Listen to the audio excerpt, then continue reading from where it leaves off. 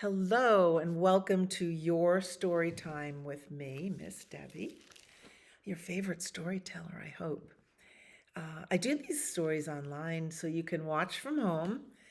Maybe it's for your bedtime story or your nap time or on a rainy day if you're just sitting under some blankets under the table and making a fort and you're hearing some stories. So, welcome. Have some spring stories for us today. Cold Little Duck, Duck, Duck by Lisa Westberg Peters and pictures by Sam Williams. Have you seen any ducks? I haven't seen any ducks around. I've seen geese. I haven't seen any bunnies yet. I did see robins. They call robins the harbinger of spring, but I think robins are here all year long. Anyway, we see them in the spring when they're after the big fat worms.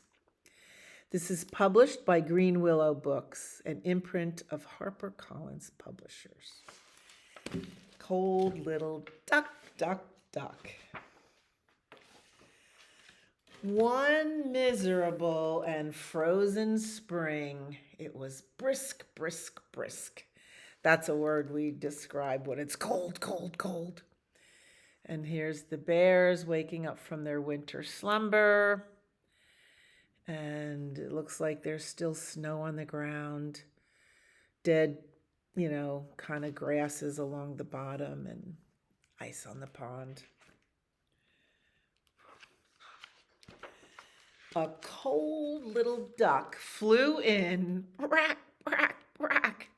He's landing in over the pond, but her pond was stiff and white.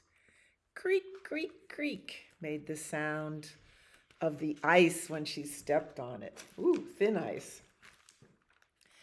And her feet froze to the ice. Stuck, stuck, stuck. Her warm little feet froze to the ice. You're way too early, duck. Go back, back, back, said Bear. You're beginning to shiver, duck. Shake, shake, shake. We shiver when we're cold. She tucked her head into her feathers to think. She thought of spring and warmer weather. Quick, quick, quick. She thought of bubbly streams and glassy puddles. Drink, drink, drink. Of wiggly worms and shiny beetles. Black, black, black beetles. Of crocuses and apple buds. Definitely the crocuses are up right now, and the apple buds, not so sure about that. Magnolia, cherries, yeah. And blades of grass and squishy mud. Snack, snack, snack. Look at the ladybug on the leaf. Her thoughts of spring filled the sky. Thick, thick, thick. That's a pretty picture. Until a chevron of ducks flew by. Flock, flock, flock. They saw that spring was in the air. Oh, here they're coming. Look at the bunny. And quickly spreading everywhere. Look, look, look. Spring is opening up. The ducks flew down and they dipped and splashed. Dunk, dunk, dunk. Come join us, little duck. It's melting fast. The cold little duck began to slide, slick, slick, slick, across the disappearing ice. Crack, crack, quack. She wiggled her tail and waggled her wings. Kick, kick, kick. The warm little duck dove into spring. Quack, quack, quack. The end. There's the little duck family. Yeah, so when you take a walk out in over at Lewanika, there's a lot of ducks in that pond there, and you could see a swan or an egret. Turtles, I heard the turtles are out. Somebody told me the turtles were out too. So spring is exciting, isn't it? I love it. Okay. And then it's spring, just like for little duck. First it was winter, and then it's spring. And that's the name of this book. And Then It's Spring by Julie Foglaino and illustrated by Erin Stead. I love the pictures in this book.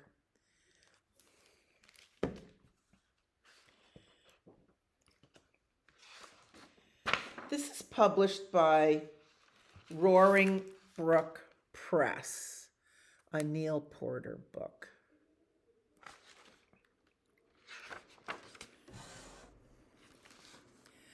First, you have brown. All around you have brown. It's still brown, right? Look at that tree. Our trees are still brown. We're still wearing a scarf and a hat. Oh, is that a turtle? A turtle with a hat on? Everything's brown. The grass, the reeds, the trees, the fields. By this time of year, we're so sick of seeing brown. And then there are seeds. All right, so he's got his little red wagon, or she, I don't know, that person. And there's some seeds. If you come to the library, we have seeds that we give away. Come and check it out. And there's a wish for rain after the seeds are planted. And then it rains. Oh, they say April showers. Windy in March, showers in April. And it is still brown, but a hopeful, very possible sort of brown. Still brown, but maybe it's hopeful that it will turn green pretty soon. And is that a little green?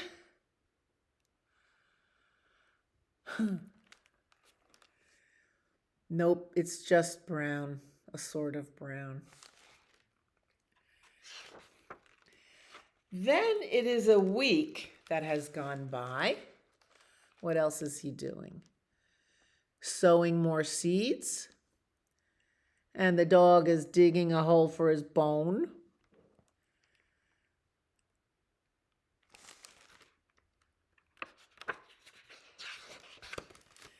And you worry about those little seeds in the cold brown ground. What are they doing? Look at the turtle with the magnifying glass. What are these seeds doing? What is this tree doing? It's brown. And if maybe it was the birds eating the seeds. Uh-oh, looked like it snowed on top of the brown. And you know, birds eat seeds. So they might have had a feast with the seeds that were planted.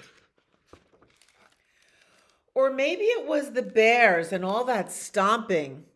Because bears can't read signs that say things like, please do not stomp here. There are seeds and they are trying to grow. He's using the sign to scratch his underarm. I never saw 3 bears in a field. Did you? I hope not to. And then one more week. Sky's getting blue. Ooh. Little bits of grass coming up that are maybe green. And the brown, still brown, has a greenish hum that you can only hear if you put your ear to the ground and close your eyes. What's underground? Chipmunks live underground. Mice live underground. Who else lives underground? What is that? I don't know. Possums? And then it is one more week. Did he plant the seeds too early? The tree is still bare. The grass is still brown. No seeds have come up. Oh, it's taking such a long time for spring to get here. And then we have a sunny day with a bright blue sky and a bright yellow sun. And that sunny day happens right after a rainy day.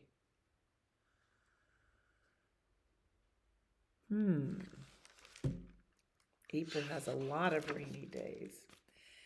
And you walk outside to check on all that brown. But the brown isn't around. And now you have green. All around you have green. And the green grass grew all around, all around. And the green grass grew all around. Oh, that's wonderful. Yay. Suddenly, it happened suddenly. The end. Now there's a lot of green. And the green grass grew all around, and the green grass grew all around. Do you like to tumble in the grass? Just lay in the grass. It's good for energy. If you're feeling kind of tired, maybe a little achy, just don't know what to do with yourself, go lay in the green grass and get your energy back. I have one more story for you this morning. Little Frog and the Spring Polliwogs. A pollywog is a little frog, or is that a tadpole? I don't know. I have to look it up. Ask a librarian. This is written by Jane Yolen and illustrated by Eileen Shee. Jane Yolen writes a lot of children's books, probably some that you have read. Little Frog looked down into the clear spring pond. It was green. She liked green.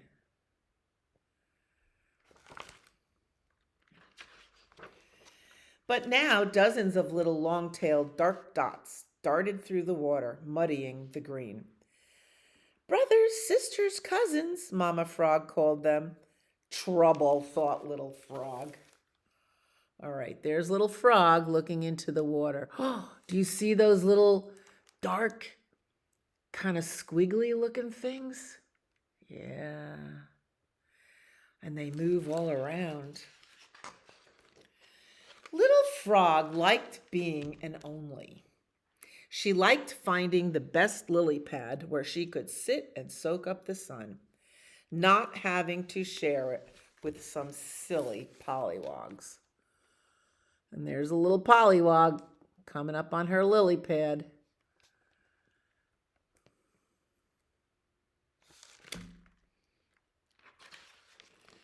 She loved having Mama Frog and Papa Frog all to herself.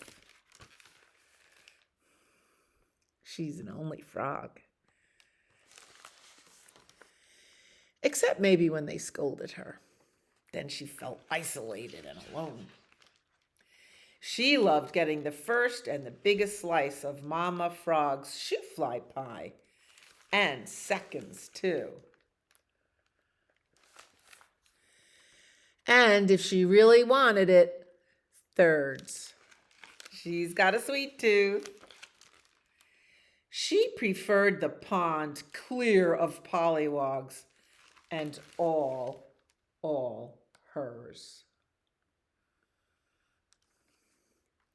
Well, except for Papa Frog and Mama Frog and Uncle Frog and Aunt Frog and the slippery silverfish that flashed along the water lanes and the toads.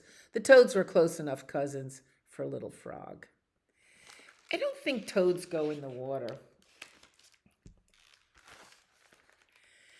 But now here were all these pollywogs, tadpoles, Papa Frog said she must call them.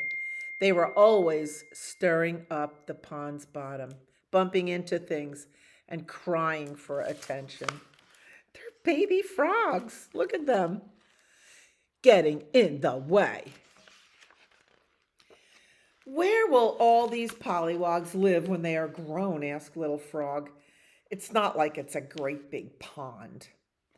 Tadpoles, Papa Frog reminded, and alas, most of them will not become frogs. What does that mean? Mama Frog put her arms around Little Frog. You are our only. She suddenly sounded sort of sad. Days went by. The tadpoles became only a handful of creatures with small legs and smaller arms. Still too many, Little Frog grumbled as she navigated around them. They reached out to grab her with their new arms, tangled her in their new legs. No, said Little Frog, bad tads. bad tads. Oh, they're pulling on her scarf. Bad tadpoles, bad tads. By the time it was fully spring, there were only 3 tadpoles left.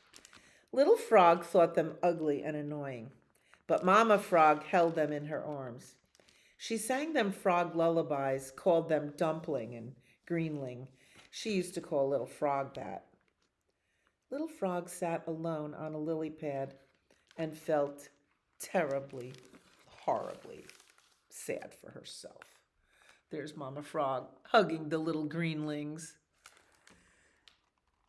And there's Little Frog feeling terribly, horribly sorry for herself.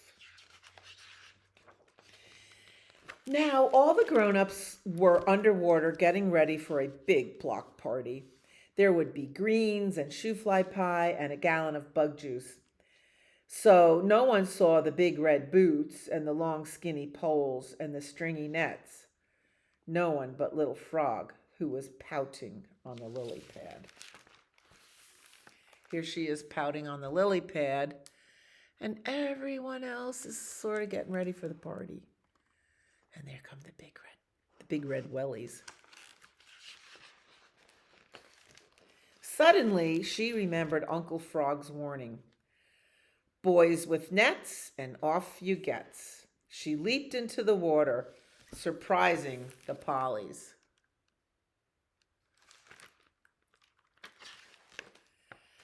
But instead of swimming down to the pond's bottom, as any thoughtful frog would do, those silly creatures headed directly to where the red boots waited with their nets.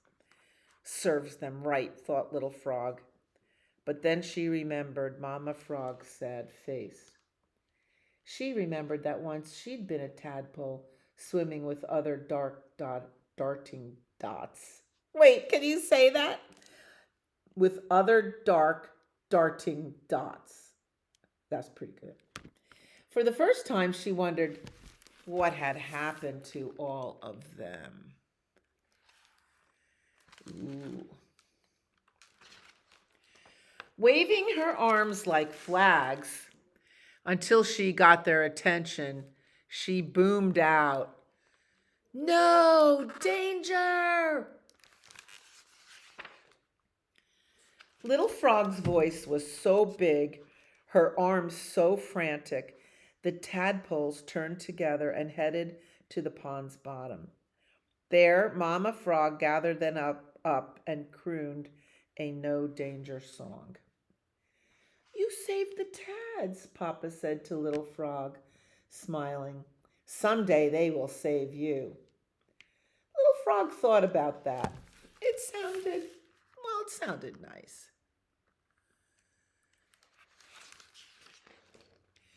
As long as they don't take more than their share of the shoofly pie, Little Frog said. And then she added, or get in my way. Uncle Frog boomed out a laugh. I'm afraid you can count on them always taking more pie and getting in the way. How do you know? Asked Little Frog. Uncle Frog pointed to Papa Frog. Because your papa is my little brother, and that's just what little brothers do. The end. What a sweet story that is about baby brothers. Maybe you have a baby brother or sister in your house. Now you know it's hard to get along. So I hope you enjoyed our stories today. Thank you for watching, and I will see you next time. Bye.